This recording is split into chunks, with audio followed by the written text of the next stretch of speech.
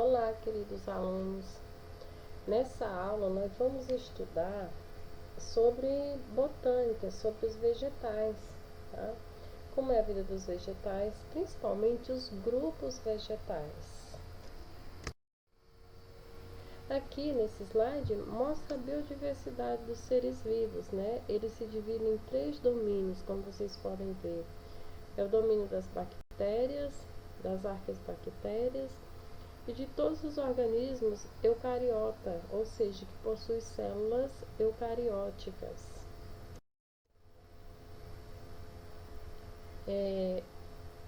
A vida teve origem no mar, segundo estudos da evolução.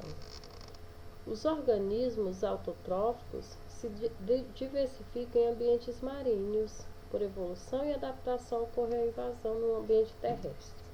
Quando eu falo de organismos autotróficos, eu estou falando dos vegetais, dos seres que realizam fotossíntese como algas. Mas nessas aulas a gente vai se prender ao estudo das plantas, tá? Olha como ocorreu a conquista dos vegetais ao ambiente terrestre. Os vegetais, eles foram evoluídos a partir das algas. Seus ancestrais eram ancestrais aquáticos, ou seja, eram algas, e depois de muito tempo estas foram se evoluindo e transformaram-se em vegetais. Aqui continuando, falando sobre o ambiente terrestre, né? A conquista do ambiente terrestre, que não vem muito ao caso. Tá? Como ocorre a reprodução das plantas? Né? A reprodução assexuada ou agâmica, onde unidades reprodutivas provenientes de parte do organismo originam diretamente um outro indivíduo. Exemplo, esporos, tubérculos, entolhos. Ou seja, nessa batata podemos ver brotos, surgindo brotinhos. Então, tem alguns vegetais que se reproduzem dessa forma, né? Surgindo brotos, né? Ou que é os brotamentos em caules. Ela pode ser também do tipo sexuada, né? Em todas as plantas terrestres, além de muitas algas e fungos, ocorre um ciclo vital chamado de alternância de geração. Ou seja, ela pode se reproduzir sexuadamente, né? Pois em suas flores existem os gametas, né? E estas se fecundam, originando o fruto. E também ela se reproduz assexuadamente, né? Que é quando por meio de um galho de planta, quando a semente germina.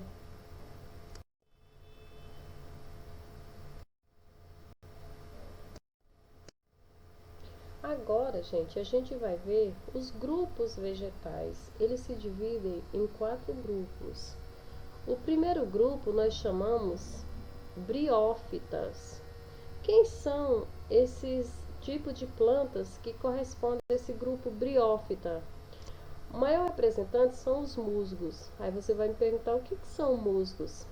Eu acho que vocês já observaram. Quando em ambiente aquático, úmido, né? Ambiente úmido, quando chove, surge uma espécie que eu sempre costumo chamar tapete verde, né? Que são aqueles vegetaizinhos menores vegetais que existem. Então eles são representantes desse grupo chamado briófita. São vegetais de ambientes terrestres úmidos, com morfologia bastante simples, conhecido popularmente como musgos ou hepática.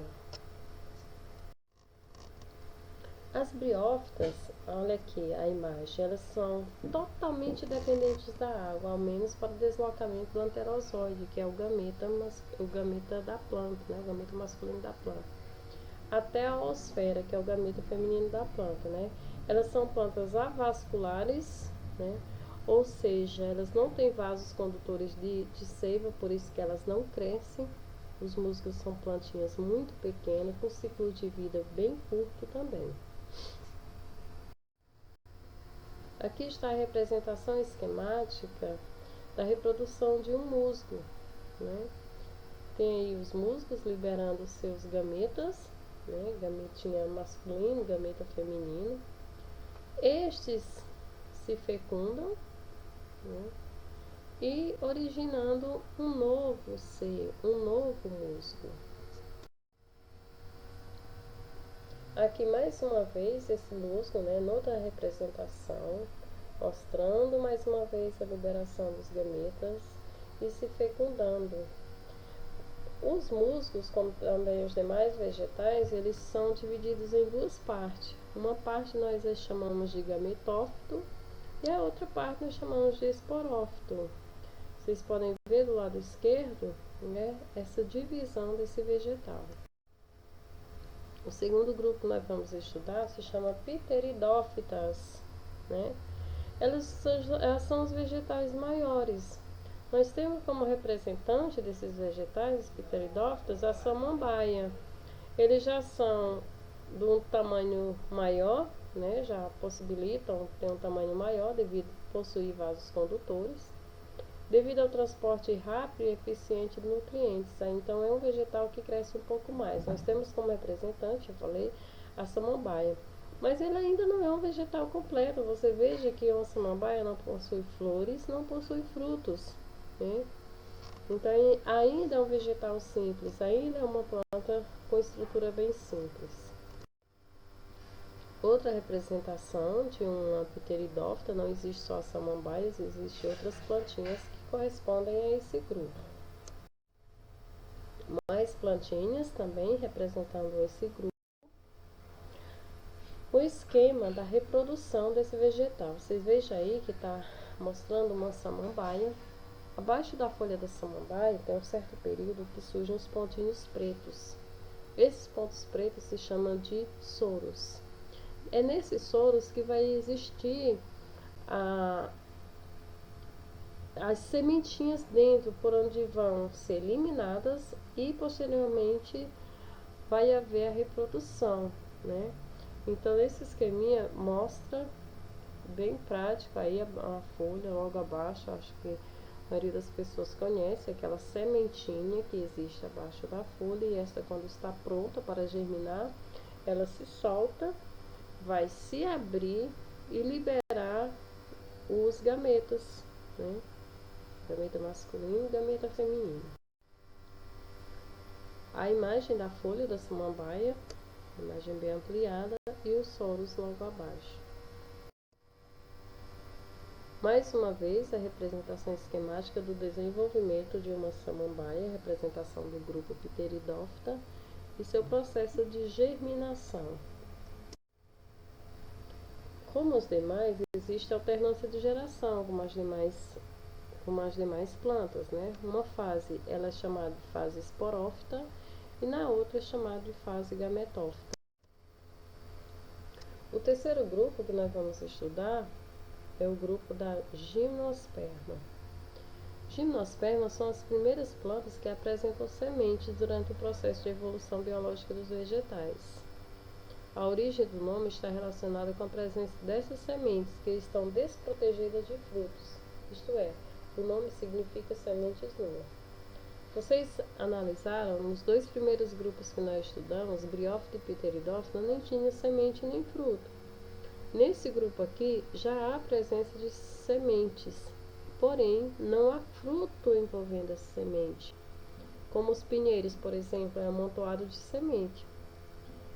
A araucária, existem sementes ali, mas não existem frutos em volta dessa semente. Por isso o nome gimnosperma, que significa sementes nuas. Mais uma vez, a representação da gimnosperma aqui, né? Tem a pinha, que é um amontoado de semente, né? O pinhão, tem a semente aí. Elas marcam evolutivamente o aparecimento das sementes como consequência de heterosporia, que é a produção de dois tipos de esporos, um masculino e outro feminino. Os elementos reprodutivos eles estão reunidos em estróbilos, que correspondem às flores da gimnosperma. Correspondem às flores, não são normalmente as flores, né? Elas apenas é a representação de flores. Aí está mostrando a planta gimnosperma. Ela é traqueófita porque ela possui vasos condutores de seiva, que são dois tipos, xilema e floema, que apareceram pela primeira vez durante a evolução das pteridófitas. A partir da gimnosperma, ocorre a independência da água para a reprodução, deixando de ser oogamia, passando a ser sifonogamia, com desenvolvimento com o tubo polínico, que carrega o gameta masculino até a oosfera, né? O gameta masculino da planta se chama enterosóide e o gameta feminino da planta se chama oosfera.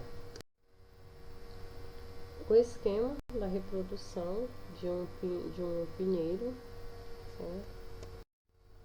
Mais uma vez, o ciclo reprodutivo de um pinheiro, né? Tem aí a planta adulta, ela libera as sementes, né? Os estróbilos, e nesse contém os estróbilos masculinos, estróbilos femininos, e estes irão se fecundar. Sofrem meiose e estes irão se fecundar. No entanto, uma semente de um pinheiro, ele possui os dois gametas, no entanto, ele já tem o embrião ali formado para iniciar novamente o processo de reprodução. Mais uma vez, o esquema da reprodução de um pinheiro, né? Você veja que na semente, a partir da semente ocorre o processo de germinação. Essa semente ela se abre, liberando, né, os gametas, e estes se fecundam e inicia todo o processo reprodutivo desse vegetal. Por último, o último grupo que nós vamos estudar se chama angiosperma, né?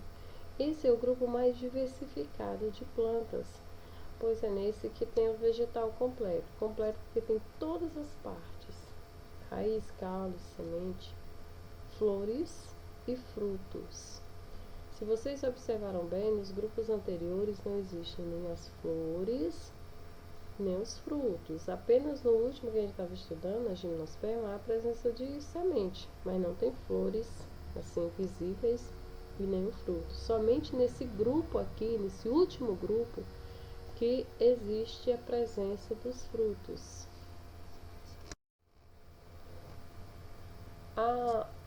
O processo de reprodução desses grupos, né, chamado de alternância de geração, é pouco nítido, né, porque ocorre nas flores. Aqui está o esquema de uma flor, de uma angiosperma. Toda planta que possui flor é chamada de angiosperma, né? Possui aqui o óvulo, o ovário no interior da flor, né? As pétalas, né? Nessa parte aqui que nós chamamos de pistilo, há a presença de estigma e estilete, faz parte da estrutura feminina da flor. E antera e filete, que o conjunto todo se chama de estame, são a parte reprodutiva masculina dessa flor. A flor típica, né, de uma angiosperma possui a seguinte parte: existe o cálice, né, que é essa parte que sustenta todas as pétalas, e o conjunto de pétalas se chama de corola.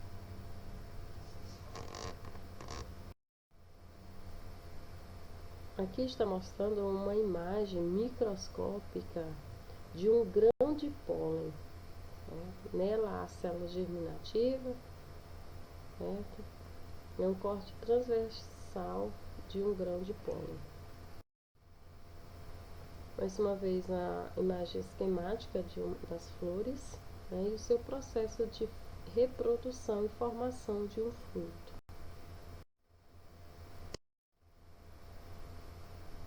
Aqui nós podemos observar sementes típicas, né? Aquela semente que ela se abre em duas bandas, nós chamamos de cotiledônia, né?